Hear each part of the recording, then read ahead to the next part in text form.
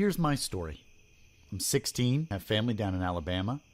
They farm and own a huge amount of land down in Huntsville. My uncle owns a big house and a bunch of trailers they put out in the woods for hunting or camping. My down south cousins suggest that we go out there to camp. They know I'm a city kid from Chicago, so they tease the fuck out of me. We collect food, kill a pig and some chickens, and bring the necessities to camp out for a few days. We get to the camp, and it's obvious that something's weird. The air has this weird electric smell, like right before a storm, like ozone. We think nothing of it and unpack and go down to a little creek to swim for a few hours. All of a sudden, some older white guy and a white teenager come out of the bushes. He has a shotgun in the crook of his arm and says hello, and asks us what we're doing this far back in the woods. I tell him about my uncle, who he knows, and we say we're camping out. He tells us we need to be real careful out here and stick together, because there was a big animal in the woods. His son, who is my age, asks if he can stay and hang out with us, and he says, okay. I'm going to stop green texting because the story's fairly long and the format's harder to write in. So we end up playing football. Dicking around with me, there's the white kid Tanner, 5 of my cousins, and then 4 of their friends. In total, there were 5 girls and 6 boys. We all were around 15 to 17. We ended up just dicking the day away. So we head back to the camp and pull out some stuff for a campfire, even though the trailers both had kitchenettes. Tanner says that his family's property sits up against my uncle's. He wants to run home and ask his dad if he can come out camping with us. My cousin Rooster says he's going to go with him since it's going to get dark soon. One of the girls also wants to tag along. It's about 7 o'clock, and it's starting to get pretty dark. They take flashlights and take the trail toward Tan's property. The rest of us chill. We make s'mores, drink, and kiss on the girls. About 30 or 40 minutes later, there's the smell of ozone again. You could smell it over the smell of the fire we had started. This really nasty, coppery smell, like right after you've had a nosebleed and it stopped. It wasn't exactly like dried blood, but it was that nasty, metallic, back of your throat smell. We immediately think that it's some kind of electrical malfunction, or someone left a hot plate on or some shit. We search the trailers and nothing's on, and we can all smell it. All of a sudden, we can hear people booking down the path towards us, and Rooster, Tan, and the girl all come running into the clearing out of breath. And they don't even break stride. They all run into the trailer right by where the fire is. We all get the fuck out of there and into the trailers. They end up calming down. Even Rooster's crying his fucking eyes out at this point.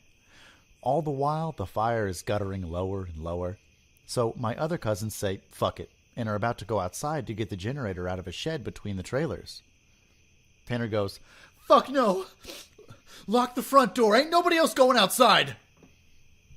He's been crying too, and his eyes are bloodshot and puffy and his pants are dirty as shit. He goes on to tell us that they went up to his house. His father said sure, he could go out camping, but to make sure they were careful on the way back, and that maybe they should take one of the hunting rifles just in case. Evidently, Tanner had seen something in their yard a few days before. One of their pigs had come up, ripped up and half-eaten. They assumed it was just some big cats or coyotes, even though they don't usually fuck with live animals. He'd gone upstairs and packed his stuff and told his dad they would be okay without the rifle because coyotes avoid people. So they started walking back toward where we were camping. So Rooster finally stops crying and shaking. The girl already had, but she was just staring out the window with a dumb look on her face. He says they'd gotten halfway into the woods toward the camp when they started to hear shit in the forest. It was almost pitch black by this time, so they weren't sure at first what the fuck it was. The girl says that she heard something in the bushes right off the trail, and they all beamed their flashlights over there, and there was someone standing back in the woods in a little hollow. Rooster said they shouted at him and told him that he was scaring the fuck out of them, and what a dick he was. He says that's when they realized that the guy was facing away from them. So they keep walking, and they start smelling the nasty, coppery ozone smell. They say that they look off into the forest on the opposite side, and it's a dude standing in the forest, backward, slightly closer to the path. So now they start power walking, and Tan keeps going, I should have taken the fucking rifle. I should have taken the fucking rifle. I should have taken the fucking rifle. As they're telling the story, the smell is still super strong, even inside the cabin. They say that after they started walking faster, a kind of low, gibbering sound started coming from both sides of the wood. And as they started booking it back to the trailer, the girl said she'd flashed her flashlight out into the woods to the side of them and had seen something jerking itself through the woods.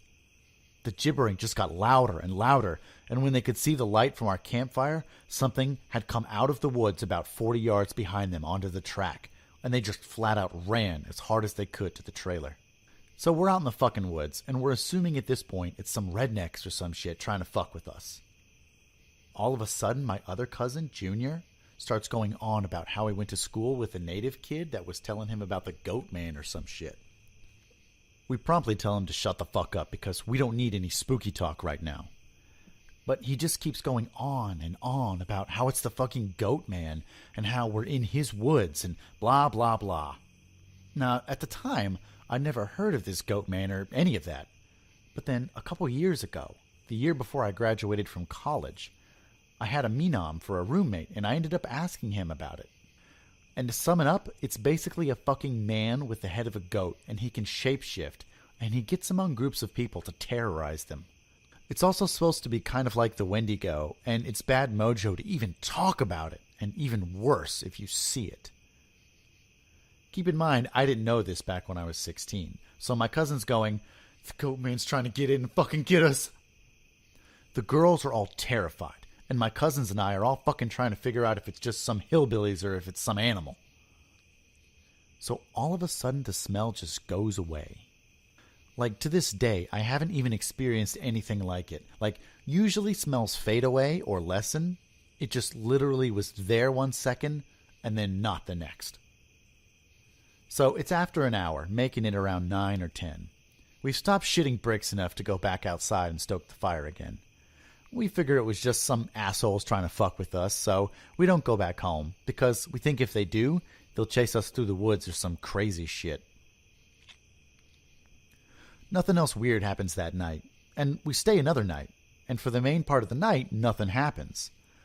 At about 1 in the morning, we're outside getting drunk and telling ghost stories. As someone is finishing some too spooky story, I don't remember what about, the smell comes back.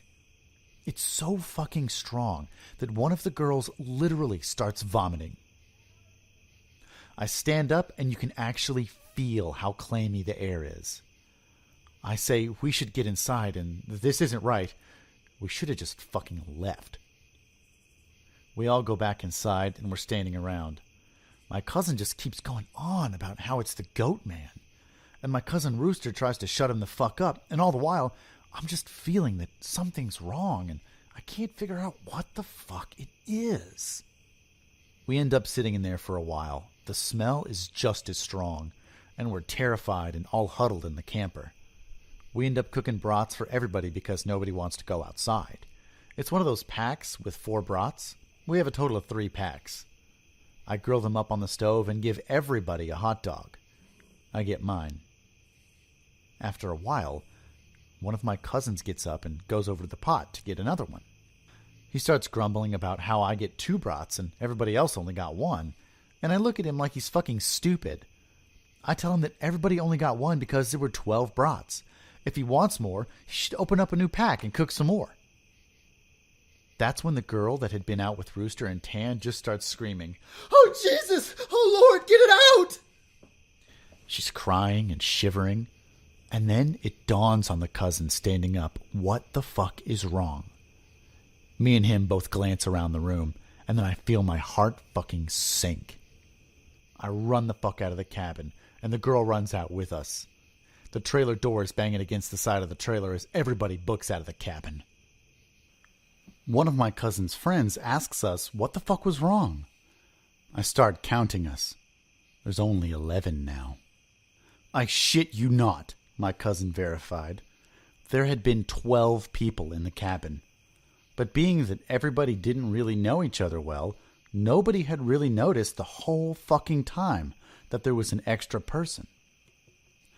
And then I realized earlier that I had kind of noticed something was off. You know how when you're just dicking around, having a good time, that you don't sweat the small shit? And you don't always keep track of certain stuff? I'm dead sure that someone else had been in the trailer with us, and that they'd been there for at least a fucking day, eating with us. What makes it worse is I couldn't figure out which one, because I don't think anyone ever actually interacted with the other person. The girl kept praying to Jesus, and we're all sitting outside. Eventually we get big-ass sticks and go back in the cabin, but there's nobody in there. We count again, and there's 11 people. We go back into the trailer and lock the door. We explain what the fuck happened, and the girl says that she realized too, and that when she was about to say something, the person sitting next to her had grabbed her leg hard and leaned over toward her and said something she couldn't understand. So we're pretty much scared as fuck as we huddle together, and I fall asleep. When I wake up, the sun is just coming up, and half the people are asleep and the other half are packing our shit up. We all want to walk back home, but like 4 people want to stay until the sun is all the way up. And some people think that we're just fucking around and still want to stay at the trailers. I just want to get the fuck out of the woods. The girl's name was Kira, the one that the Goatman had touched. Anyway, I asked her if she really thinks it was something bad, and she says she just wants to go home and she doesn't want to be out in the woods alone for another night. So we decide to split up. The 4 that want to go can go, but I have to stay because I have the keys to the cabin and it's my uncle's and I have to lock up. I'm super pissed at this point because I feel like people aren't taking this shit seriously, and I definitely didn't want to be out in the woods for another night. I spend the rest of the day trying to convince the rest of the people, now 4 girls and 4 guys, to get the fuck out of Dodge. Tanner leaves with them to go get a rifle and says he's going to be back, so there are just 7 of us left by 4 p.m.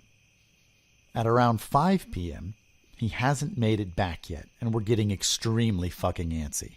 And the only reason I stopped begging them to go back was because he went to get a gun. It's about 5:30 p.m. or so when the one cousin that did stay says that the girl Kira is outside. We all look outside, and sure enough, she's standing by the fire pit with her back to the cabin. I'm thinking to myself, if she was so fucking scared, why the hell would she come back? And then I get this nasty feeling in my gut. Keep in mind, the whole time the coppery smell has been gone. Now I realize I can smell just a twinge of it.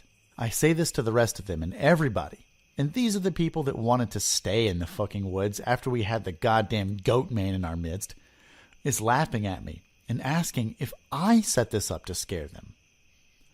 I'm looking at them like I'm not fucking bullshitting you at all right now. I asked them, why the fuck would I play like that? So one of the girls goes outside to get Kiera. She gets halfway to her and stops cold. Kiera starts heaving. I don't know how the fuck to describe it. Sort of like if someone with their back turned was laughing without actually making any sound. It was this fact that made me realize there was not a fucking sound in the whole woods. It was dead silent.